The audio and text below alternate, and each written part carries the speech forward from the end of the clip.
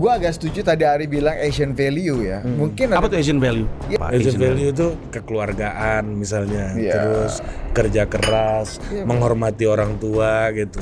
Iya, dari Ini ada di Amerika. Dalam konteks Asia, politik, apakah Asian value kemudian mencuri hak rakyat Indonesia di beberapa daerah tertentu akan pembangunan, akan infrastruktur yang jauh lebih baik? Iya.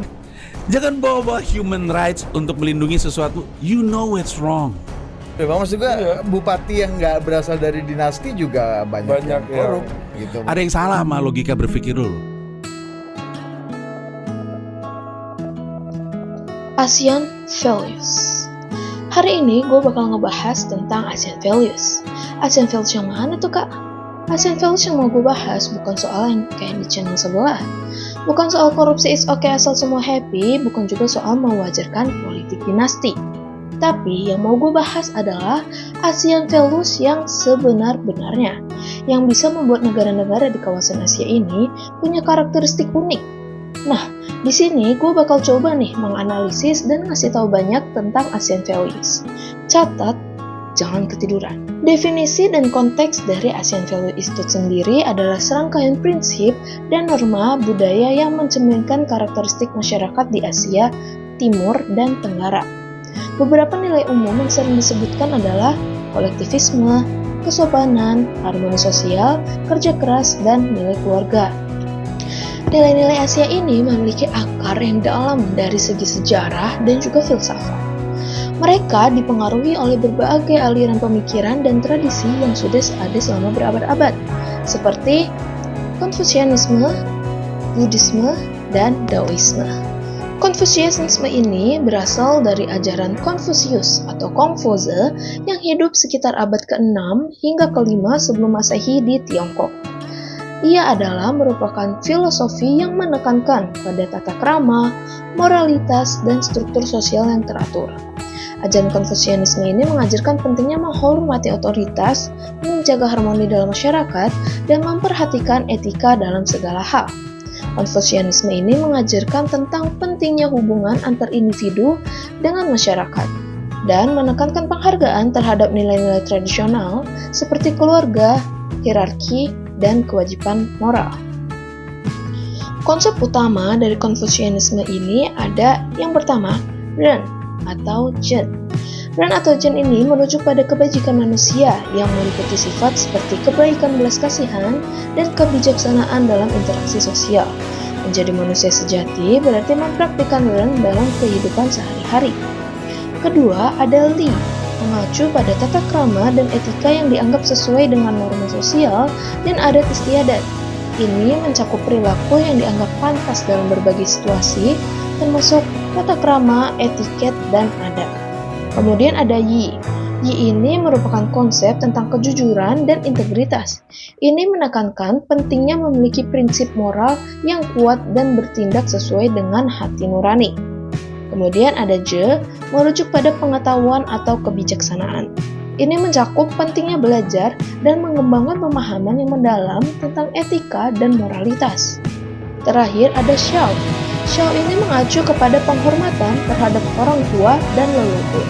Ini menekankan pentingnya hubungan keluarga dan kewajiban anak terhadap orang tua.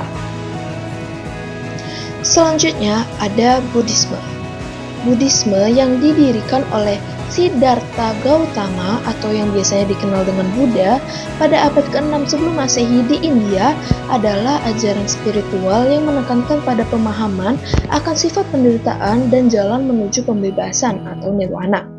Buddhisme ini mengajarkan pentingnya konsep mengendalikan nafsu dan memperhatikan kasih sayang serta kedermawanan.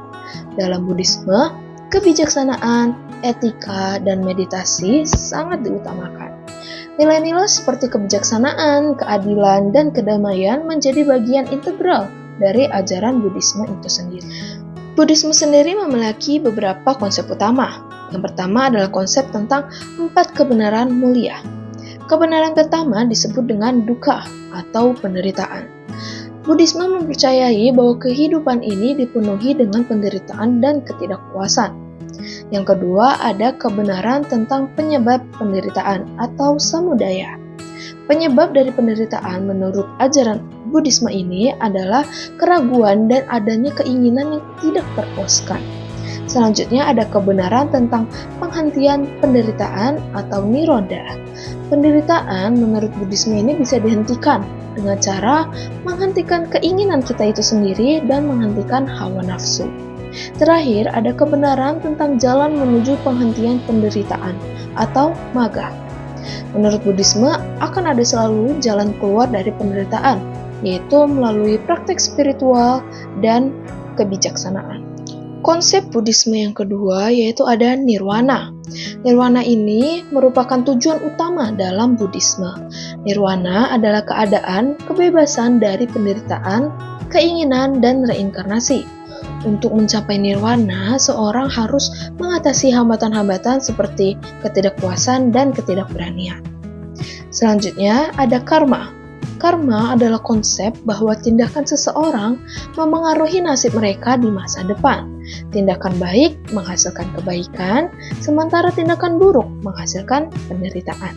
Selanjutnya ada filosofi mengenai Daoisme.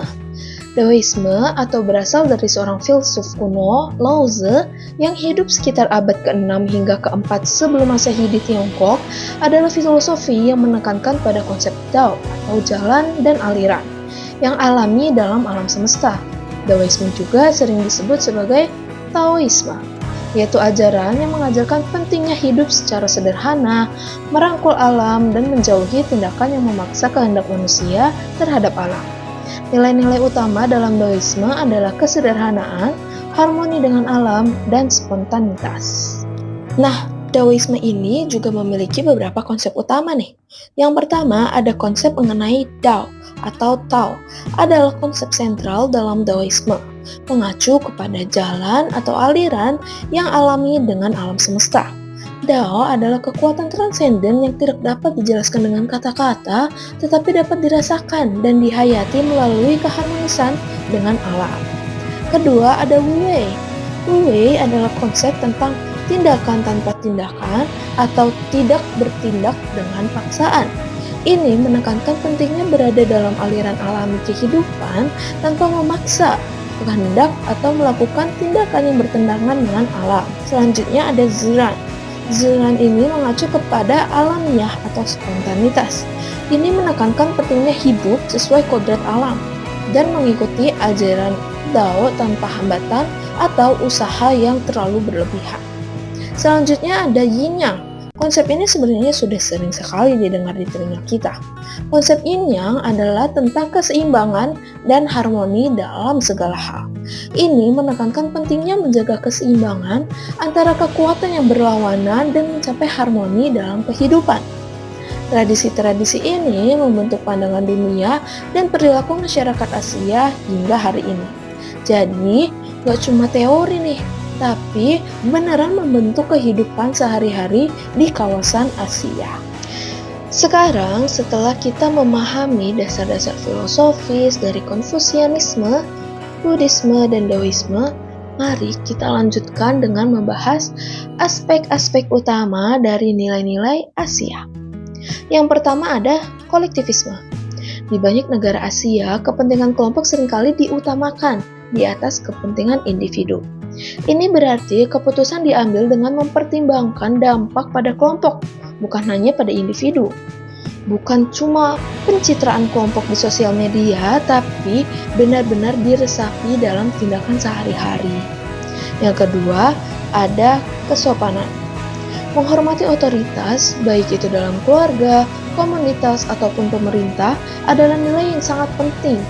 Ini bukan lagi-lagi untuk pencitraan biar terlihat taat sama orang tua, taat dengan atasan, tapi juga menjadi sebuah penghormatan yang sesungguhnya dan tanggung jawab masing-masing pihak. Selanjutnya ada harmoni sosial. Menciptakan dan menjaga harmoni dalam masyarakat adalah salah satu tujuan utama dari Asian Values. Konflik dianggap sebagai sesuatu yang seharusnya dihindari, dan resolusi damai lebih diutamakan. Jadi bukan cuma harmonis di mulut ya, tapi harmonis yang benar-benar diupayakan. Selanjutnya ada kerja keras dan ketekunan. Kerja keras dan ketekunan adalah nilai-nilai yang sangat dihargai di Asia. Sukses dianggap sebagai hasil dari usaha yang gigih dan konsistensi. Jadi bukan cuma ngomong kerja doang, tapi beneran kerja keras. Selanjutnya ada nilai kekeluargaan. Keluarga dianggap sebagai unit paling dasar dari masyarakat dan memiliki peran sentral dalam kehidupan seseorang. Kewajiban terhadap keluarga termasuk merawat orang tua dan mendidik anak akan sangat ditekankan. Jadi, bukan cuma sayang keluarga pas upload foto di medsos saja, bukan cuma pas anniversary, bukan cuma pas hari ibu, tapi beneran dirawat dan dihormati selayaknya keluarga. Dengan memahami aspek-aspek utama ini, kita bisa melihat nih bagaimana nilai-nilai Asia mempengaruhi berbagai aspek kehidupan masyarakat di wilayah tersebut. Mari kita lanjutkan untuk melihat pengaruh nilai-nilai ini dalam kehidupan sehari-hari. Pengaruh nilai-nilai Asia dalam kehidupan sehari-hari bisa kita lihat dari bagaimana nilai-nilai Asia ini mempengaruhi kehidupan sehari-hari kita. Misalnya, di dalam dunia pendidikan, nilai-nilai Asia ini sangat mempengaruhi sistem pendidikan. Di banyak negara, termasuk di negara Asia, pendidikan dianggap sebagai jalan utama untuk mencapai kesuksesan. Kerja keras, disiplin, dan penghormatan terhadap guru adalah prinsip-prinsip utama. Jadi bukan cuma untuk dapat nilai bagus biar bisa pamer, tapi beneran diterapkan dan diresapi nilai-nilainya. Kemudian yang kedua kita bisa lihat dalam dunia kerja. Di dunia kerja, nilai-nilai seperti kerja keras, kesetiaan, dan kolektivisme akan sangat dihargai. Ini mempengaruhi etos kerja dan cara orang berinteraksi di tempat kerja tersebut. Jadi bukan cuma rajin pas bos lihat aja, tapi beneran kerja keras dan setia meskipun nggak dilihat sama bos. Kemudian ada dalam struktur keluarga. Struktur keluarga di Asia banyak sekali yang menerapkan sistem patriarkal, dengan peran yang jelas bagi masing-masing anggota keluarga. Menghormati dan merawat orang tua adalah kewajiban yang sangat penting. Jadi, bukan cuma bilang, sayang mama papa di Instagram, tapi beneran dirawat dan dihormati di kehidupan nyatanya. Dengan nilai-nilai ini, masyarakat di negara-negara Asia mampu menjaga harmoni dan keseimbangan dalam kehidupan sehari-hari mereka. Ini bukan hanya sekedar omong kosong di media sosial, tapi benar-benar dijalankan dengan tulus. Selanjutnya, mari kita lihat bagaimana nilai-nilai Asia ini mempengaruhi konteks ekonomi dan politik. Nilai-nilai Asia dalam konteks ekonomi dan politik ini berpengaruh pada pertumbuhan ekonomi. Nilai-nilai Asia, terutama kerja keras dan kolektivisme, telah berkontribusi pada pertumbuhan ekonomi yang pesat di banyak negara Asia. Negara-negara seperti Jepang, Korea, Tiongkok telah menunjukkan bagaimana nilai-nilai ini dapat diterapkan untuk mencapai kesuksesan ekonomi. Jadi bukan cuma untuk pamer angka GDP, tapi beneran diterapkan dalam kebijakan dan praktiknya sehari-hari. Kemudian, nilai-nilai Asia ini dalam model pemerintahan dan kebijakan publik juga dipengaruhi. Di banyak negara Asia, pemerintah berperan besar dalam mengatur dan mengarahkan perekonomiannya. Ini bukan cuma untuk pamer kekuatan politik, tapi beneran untuk kesejahteraan masyarakatnya. Dengan menerapkan nilai-nilai seperti kerja keras, kesetiaan, dan kolektivisme dalam konteks ekonomi dan politik, negara-negara Asia telah mampu mencapai pertumbuhan ekonomi yang signifikan dan membangun sistem pemerintahan yang stabil. Selanjutnya, mari kita lihat bagaimana nilai-nilai Asia ini menerima tantangan dan kritik dalam konteks modernisasi dan globalisasi. Kritik dan tantangan terhadap nilai-nilai Asia ini datang dari berbagai perspektif. Salah satunya adalah perspektif Barat. Banyak kritik terhadap nilai-nilai Asia datang dari perspektif Barat, yang seringkali melihat nilai-nilai ini sebagai penghambat kebebasan dan demokrasi. Namun, penting untuk memahami bahwa setiap budaya memiliki nilai dan norma yang berbeda. Jadi, bukan cuma kritik untuk kritik, tapi seharusnya kritik itu perlu memahami konteksnya terlebih dahulu. Kemudian tantangan di era modernisasi dan globalisasi. Di era modernisasi ini, nilai-nilai Asia menghadapi berbagai tantangan. Perubahan sosial dan ekonomi yang cepat serta pengaruh budaya Barat menantang keberlanjutan nilai-nilai tradisional. Jadi, bukan cuma teori, tapi nilai-nilai ini juga harus dapat bersaing dan beradaptasi dengan nilai-nilai global yang semakin bervariasi. Meskipun dihadapkan pada kritik dan tantangan, nilai-nilai Asia tetap relevan dan memiliki kontribusi yang besar dalam menjaga keseimbangan sosial, ekonomi, dan politik di kawasan Asia. Selanjutnya, mari kita lihat bagaimana nilai-nilai Asia ini diimplementasikan dalam konteks nyata di beberapa negara Asia melalui studi kasus. Yang pertama ada negara Cina. Cina memang memiliki budaya kolektivisme yang sangat kuat, di mana kepentingan kelompok di sana sering kali didahulukan daripada kepentingan individunya. Konsep ini berakar dari sejarah dan filosofi Cina itu sendiri, terutama pada masa pemerintahan Mao Zedong, yang memperkenalkan berbagai program kolektif.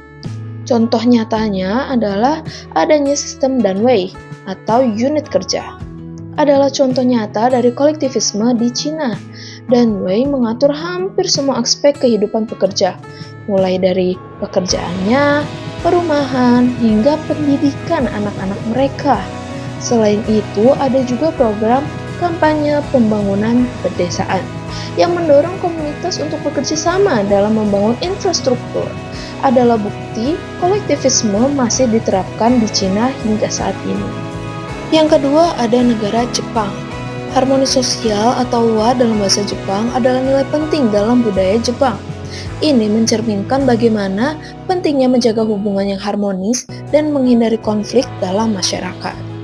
Contoh nyatanya, di tempat kerja, keputusan sering dibuat melalui konsensus untuk menjaga harmoni. Pertemuan tim diadakan untuk memastikan semua orang setuju dengan keputusan yang diambil. Selain itu, budaya antri di Jepang, di mana-mana orang dengan sabar menunggu giliran, menunjukkan bagaimana nilai harmoni diterapkan dalam kehidupan sehari-hari. Yang ketiga ada Korea Selatan. Korea Selatan dikenal memiliki budaya kerja keras dan ketekunan yang sangat tinggi.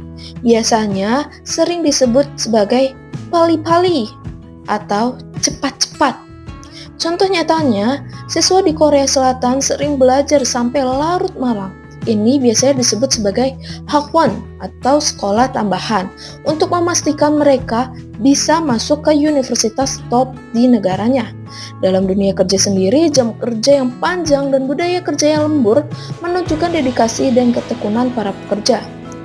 Fenomena Hwapyong atau penyakit stres karena kerja menunjukkan dampak dari tekanan ini. Selanjutnya ada negara tetangga kita, Singapura. Singapura sangat menghargai nilai kekeluargaan, didorong oleh kebijakan pemerintah yang mendukung keluarga sebagai unit dasar masyarakat. Contoh nyatanya adalah adanya kebijakan cuti hamil dan subsidi perumahan untuk pasangan muda adalah beberapa cara pemerintah mendukung keluarga. Kampanye baby bonus yang memberikan insentif keuangan bagi pasangan yang memiliki anak juga mencerminkan pentingnya keluarga dalam masyarakat Singapura. Namun, ini tidak berarti nepotisme diizinkan. Penekanan lebih pada unit keluarga sebagai sumber dukungan emosional dan finansial. Terakhir ada Indonesia, yaitu negara kita sendiri. Di Indonesia, konsep gotong royong atau kerjasama dan kekeluargaan adalah bagian integral dari budaya masyarakat. Indonesia sangat menghargai kebersamaan dan kerjasama dalam berbagai aspek kehidupan.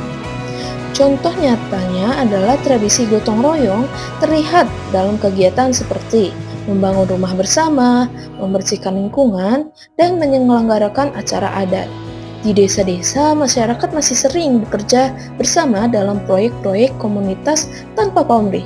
Selain itu, pada saat perayaan hari besar seperti Idul Fitri, seluruh keluarga akan berkumpul untuk merayakan bersama. Ini menunjukkan pentingnya kebersamaan. Dengan melihat contoh-contoh nyata dari berbagai negara di Asia, kita bisa memahami bagaimana nilai-nilai kesopanan, harmoni sosial, kerja keras, nilai kekeluargaan, dan gotong royong diterapkan dalam kehidupan sehari-hari. dan bagaimana ini membentuk dinamika sosial di masing-masing negara. Nilai-nilai ini menjadi pilar utama dalam menjaga harmoni dan kerjasama di masyarakat Asia.